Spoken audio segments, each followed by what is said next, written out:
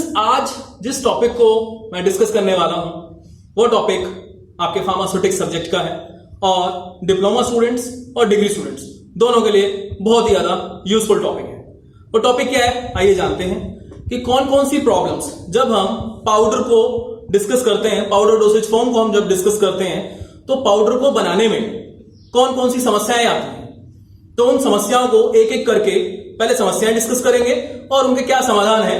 जब हम फॉर्मुलेशन बनाते हैं तो उनके समाधान क्या होने चाहिए वो डिस्कस करते हैं। तो आइए सबसे पहले जानते हैं कि कौन कौन सी पाउडर डोसेज फॉर्म के साथ प्रॉब्लम जनरली देखने को मिलती है। तो हमारे पास मेनली 4 कैटेगरीज हैं जिनके साथ हम थोड़े से हेल्पलेस हो जाते हैं कि इन प्रॉब्लम्स को, अगर प्रॉब्लम आ गई तो इनको ओवरकम कैसे किया जाए। तो वो पाउडर की कैटेगरी डिस्कस करते हैं वन बाय वन।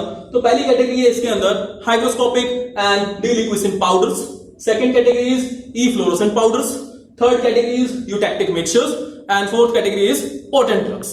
तो आइए एक एक करके इनको डिस्कस करते हैं। लेकिन इससे पहले स्टूडेंट्स, मैं आप सब लोगों को बोलना चाहता हूं, हमारा एमवीएन फार्मेसी डिपार्टमेंट का ये एजुकेशनल चैनल है और आप इसको सब्सक्राइब करें, लाइक करें, ताकि आपको फ्यूचर के जितने भी अपडेट्स हैं वो आपको ऑटोमेटिक मिलते रहें। तो आइए स्टार्ट करते हैं कि क्या होता है हाइग्रोस्कोपिक और डीलिक्विसेंट पाउडर्स। तो हाइग्रोस्कोपिक की अगर मैं बात करूं, hygroscopic substance are those which has a tendency to absorb moisture from the atmosphere. अगर मैं एग्जांपल लूं, सिंपल से एग्जांपल है सॉल्ट का।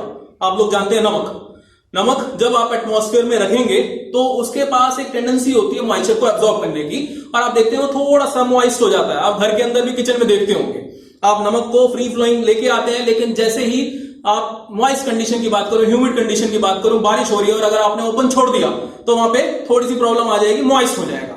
और उसी कैटेगरी का एक और पाउडर है deliquescent powder which has a strong tendency to absorb large amount of moisture from the atmosphere.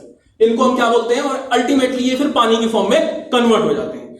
Hygroscopic क्या है, मॉइस्चर एब्जॉर्ब करते हैं लेकिन पानी में कन्वर्ट नहीं होते। डीलिक्विसेंट बहुत स्ट्रॉन्ग टेंडेंसी होती है मॉइस्चर एब्जॉर्ब करने की। क्रिस्टल है, क्रिस्टल पूरा भर जाएगा और भरने के बाद वो क्रिस्टल फूट जाता है, और जब फूट जाएगा तो अंदर जितना भी पानी भरा हुआ है वो सारा बाहर निकल आएगा। तो ऐसे सब्सटेंस को हम क्या बोलेंगे, डीलिक्विसेंट सब्सटेंस। तो अगर इसमें बात करूं कौन कौन से इसके अंदर एग्जांपल्स हैं, तो एग्जांपल आप देखिए कैल्शियम क्लोराइड। ये एग्जांपल आपके पॉइंट ऑफ व्यू से बहुत इंपॉर्टेंट है क्योंकि एमसीक्यूज जनरली इसी टाइप के क्वेश्चंस में से ही बनते हैं कि आपसे क्वेश्चन ऑप्शन आएगी कि कौन कौन से ऐसे सब्सटेंस हैं जो कि डीलिक्विसेंट बिहेवियर शो करते हैं, या फिर ऐसे कौन से सब्सटेंस हैं जो हाइग्रोस्कोपिक बिहेवियर शो करते हैं। तो हाइग्रोस्कोप के केस में सोडियम क्लोराइड, सुक्रोज, और डीलिक्विसेंट के केस में calcium chloride, magnesium chloride, ferric ammonium citrate, sodium hydroxide. ये अब क्या होता है कि जब हम पाउडर की मैन्युफैक्चरिंग कर रहे हैं, पाउडर इनकॉर्पोरेट कर रहे हैं, तो हमारे साथ इस टाइप की टेंडेंसी आ गई। अब क्या है कि जैसे ही मैं उसको यूज करने जाऊंगा उसके अंदर मॉइस्ट फॉर्म है। अब इसकी फॉर्मुलेशन कैसे बनाई जाए, फॉर्मुलेशन बनाने के लिए इसकी जो रेमेडी है वो डिस्कस करते हैं। तो इसको या तो हम पैक कर सकते हैं एल्यूमिनियम फॉइल के अंदर, इनको एल्यूमिनियम फॉइल के अंदर पैक करें, मॉइस्चर आएगा ही नहीं। Second, addition of absorbent material, कोई ऐसा मटेरियल डालेंगे जैसे स्टार्च एब्जॉर्ब कर लेता है मॉइस्चर, तो उसकी वजह से भी हम मॉइस्चर से बच सकते हैं। थर्ड देखिए, addition of light magnesium oxide to reduce tendency to damp. इकट्ठा एक सॉलिड मास ना बन जाए, उसकी टेंडेंसी को रिड्यूस करने के लिए उसके अंदर हम लाइट मैग्नीशियम ऑक्साइड भी इनकॉर्पोरेट कर सकते हैं। और इसके अलावा it should be supplied in a granular form to decrease the exposed surface area. उसके ग्रैन्यूल्स बना लीजिए, सरफेस एरिया आपने उसका रिड्यूस कर दिया, और इस तरीके से आप हाइग्रोस्कोपिक और डीलिक्विसेंट पाउडर के साथ जो प्रॉब्लम एनकाउंटर हो रही है उसको आप सही कर सकते हैं। सेकेंड प्रॉब्लम जो डिस्कस करते हैं वो है इफ्लोरोसेंट पाउडर की। इफ्लोरोसेंट पाउडर को बताने से पहले मैं आपको बताना चाहता हूं, आप लोगों ने देखा होगा कि कोई भी केमिकल फॉर्मूला है उसके पीछे .7H2O, .5H2O, .XH2O, मीन वो जो XH2 है वो क्या है, वाटर ऑफ क्रिस्टलाइजेशन। तो इफ्लोरोसेंट पाउडर जो है वो हमारे इसी से ही रिलेटेड है। आइए क्या होते हैं इफ्लोरोसेंट पाउडर ये जानते हैं। These are the hydrated form of powders which become anhydrous, मतलब वो हाइड्रेटेड फॉर्म ऑलरेडी है, जैसे कि CuSO4.5H2O, तो हाइड्रेटेड फॉर्म है लेकिन एनहाइड्रस हो जाते हैं, डिजायरेबल नहीं है। Which become anhydrous during storage, lose कर देते हैं वाटर ऑफ क्रिस्टलाइजेशन। अब इसको कैसे सही किया जाए, इसकी रेमेडी क्या होगी, यूजिंग द एनहाइड्रस फॉर्म, हम एनहाइड्रस फॉर्म ही यूज करें, and using the anhydrous form and treating it in a manner similar to the hygroscopic substance. तो जैसे हाइग्रोस्कोपिक सब्सटेंस के साथ हमने 4 अप्रोच यूज की थी, एब्जॉर्बेंट यूज किया था, या ग्रैन्यूल फॉर्म में कन्वर्ट किया था, या फिर एल्यूमिनियम फॉइल पैक की थी, तो इसी अप्रोच को हम इसके अंदर भी फॉलो कर सकेंगे। या एग्जांपल इसमें देखिए, ऊपर भी एग्जांपल मैंने आपको बताए थे, अब यहां के एग्जांपल देखिए, सिट्रिक एसिड, एलम, इसके अलावा एट्रोपिन सल्फेट और कोडीन फॉस्फेट। तो आपको एग्जांपल मैं फिर से रिपीट कर रहा हूं, पोटेशियम फिटकरी जिसे हम बोलते हैं, इसके अलावा आपका एग्जांपल है सिट्रिक एसिड, एट्रोपिन सल्फेट और कोडीन फॉस्फेट। ये हमारा ई फ्लोरोसेंट की कैटेगरी के अंदर आते हैं। आइए अब नेक्स्ट अप्रोच जो है उसके बारे में हम डिस्कस करते हैं। नेक्स्ट अप्रोच है हमारी यूटेक्टिक मिक्सचर्स। यूटेक्टिक मिक्सचर्स क्या होते हैं? देखिए, हमें सबसे पहले कंसेप्ट को जानना होगा कि जो हम वर्ड बोल रहे हैं उसका मीनिंग क्या है। अपने आप प्रॉब्लम समझ में आ जाएगी आप लोगों को। तो यूटेक्टिक मिक्सचर्स क्या होते हैं? यूटेक्टिक मिक्सचर्स वो होते हैं जिनका मेल्टिंग पॉइंट रूम टेम्परेचर से कम होता है। मींस अगर उनको रूम टेम्परेचर पे उनके बॉक्स को ओपन कर देंगे तो क्या होगा, मॉइस्चर उसके अंदर एब्जॉर्ब हो जाएगा। अल्टीमेटली इन प्रॉब्लम्स को जो हम डिस्कस कर रहे हैं उसका मेन मोटिव क्या है कि इन प्रॉब्लम्स को हम अच्छे तरीके से सॉल्व कर सकें, ताकि फार्मास्यूटिकल इंडस्ट्री के अंदर जो हमारी फॉर्मुलेशन इंडस्ट्री है उसके अंदर इन पाउडर्स को यूज किया जा सके। तो यूटेक्टिक मिक्सचर्स क्या है? These are the substance which has lower melting point than room temperature.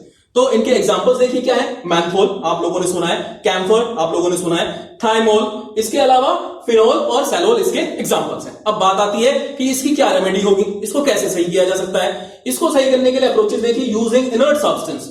हमें कोई एक ऐसा इनर्ट सब्सटेंस लेना है such as talc, starch, lactose, जिसकी वजह से हम इसकी जो डैम्पनेस है उससे हम प्रिवेंट कर पाएंगे।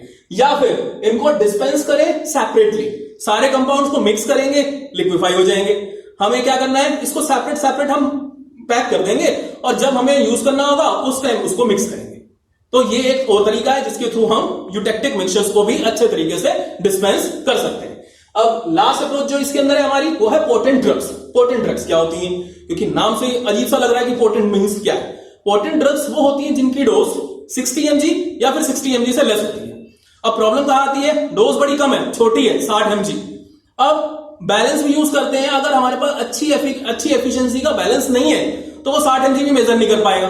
तो अब क्या किया जाए ऐसी चीजों के साथ? प्रॉब्लम फार्मास्यूटिकल इंडस्ट्री के अंदर आ सकती है, तो उसको सही करने के लिए फिर से एक अप्रोच है, वो अब देखते हैं क्या है।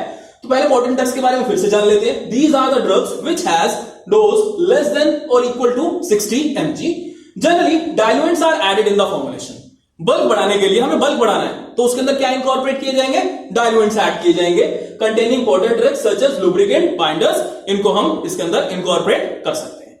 तो यहां पे देखिए प्रॉब्लम क्या आती है इसके साथ, जो मैंने आपको बताया था कि limited precision and accuracy of the balances two way the small amount of drug. अब इसके लिए क्या करेंगे? रेमेडी क्या है इसका? ज्योमेट्रिकल डाइल्यूशन एक अप्रोच है जो कि हम पोटेंट ड्रग्स के लिए जनरली यूज करते हैं। ज्योमेट्रिकल डाइल्यूशन क्या है इसके बारे में मैं थोड़ा सा अभी आपको बताऊंगा, बाकी नेक्स्ट क्लास में आपको डिटेल में बताऊंगा। जनरली आपका जैसे 60 mg डोज है, आपको क्या करना है? बल्क अमाउंट है, आपको बाइंडर ऐड करना है या फिर आपको लुब्रिकेंट ऐड करना है, तो उतने ही अमाउंट का आपको टैल्क ले लेना है या फिर जो भी लुब्रिकेंट है वो ले लेना है।